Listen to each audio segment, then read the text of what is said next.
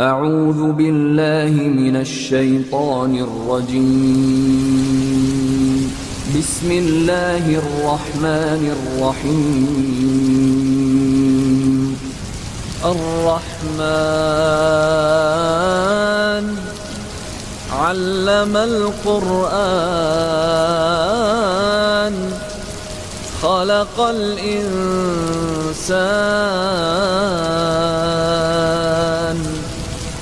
علمه البيان.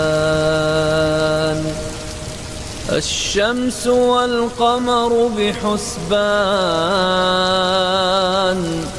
والنجم والشجر يسجدان والسماء رفعها ووضع الميزان ألا تطغوا في الميزان وأقيموا الوزن بالقسط ولا تخسروا الميزان. والأرض وضعها للأنام فيها فاكهة والنخل ذات الأكمام والحب ذو العصف والريحان. فبأي آلاء ربكما تكذبان؟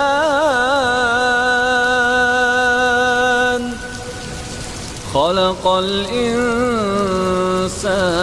من صلصال كالفخار وخلق الجان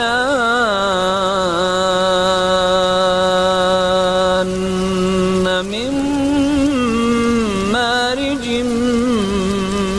من نار.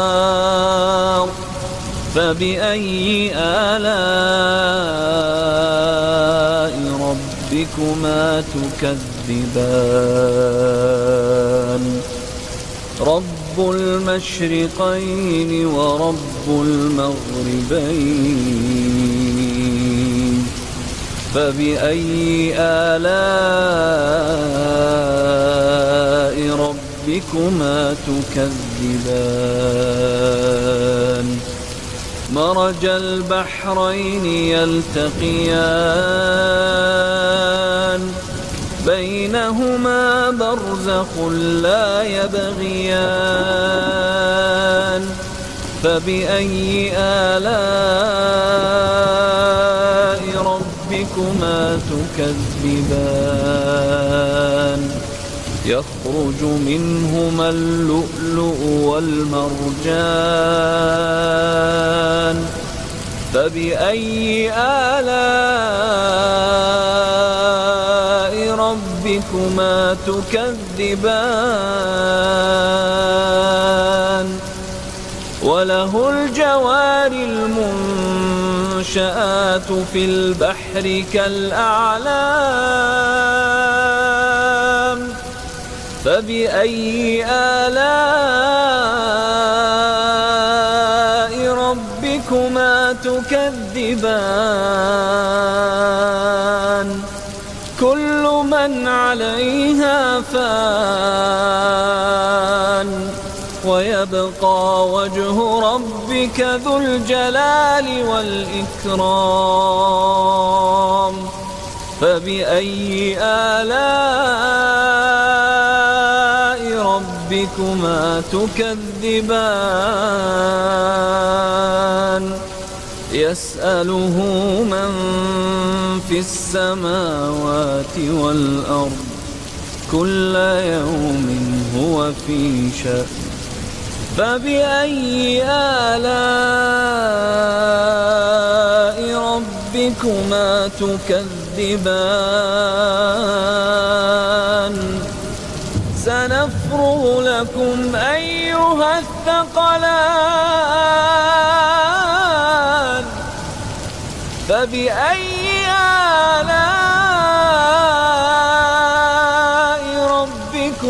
تكذبان يا معشر الجن والإنس إن استطعتم أن تنفذوا من أقطار السماوات والأرض فانفذوا لا تنفذون إلا بسلطان فبأي آلاء ربكما تكذبان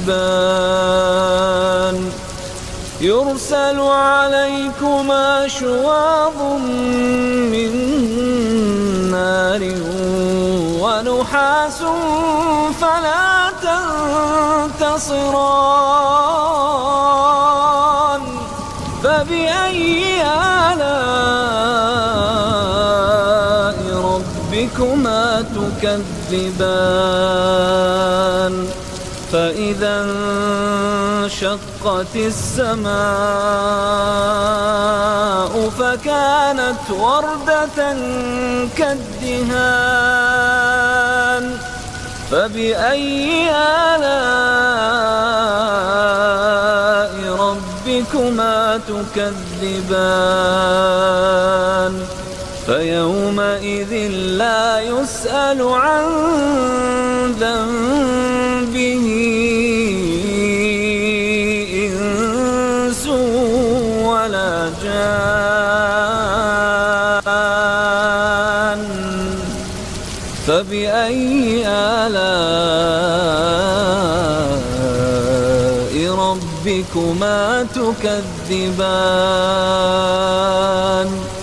يعرف المجرمون بسيماهم فيؤخذ بالنواصي والأقدام فبأي آلاء ربكما تكذبان هذه جهنم التي يكذب بها المجرمون يطوفون بينها وبين حميم آن فبأي آلاء ربكما تكذبان ولمن خاف مقام ربه جنتان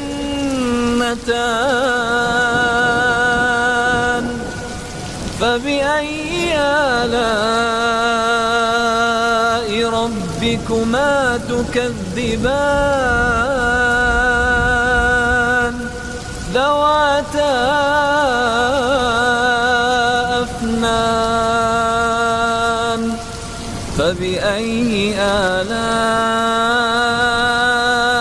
ربكما تكذبان فيهما عينان تجريان فبأي آلاء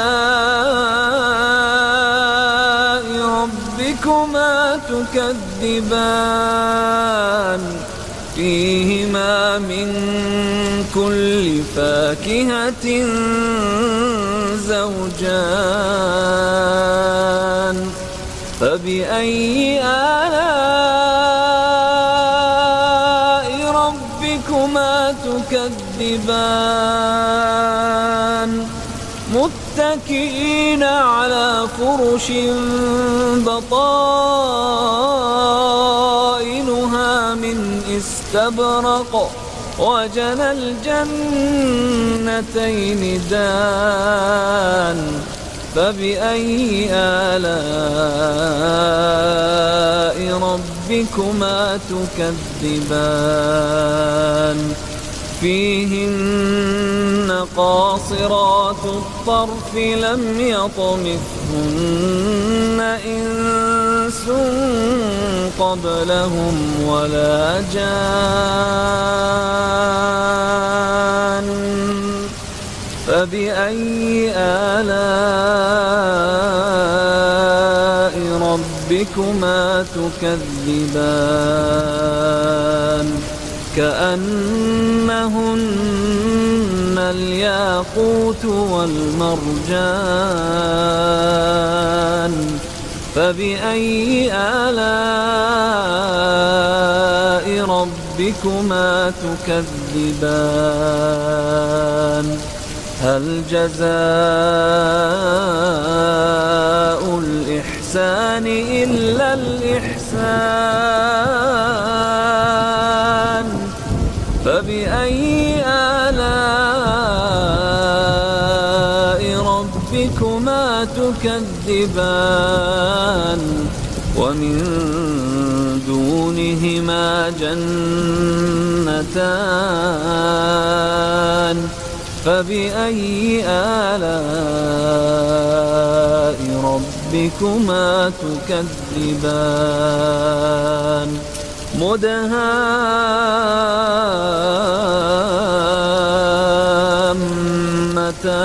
مدهامتان فبأي آلاء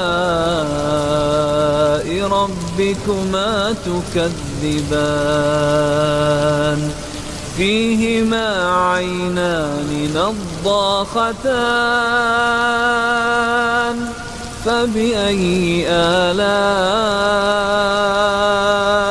ربكما تكذبان فيهما فاكهة ونخل ورمان فبأي آلاء ربكما تكذبان فيهن خيرات حسان فبأي آلاء ربكما تكذبان حور مقصورات في الخيام فبأي آلاء ربكما تكذبان لم يطمثهن إنس قبلهم ولا جان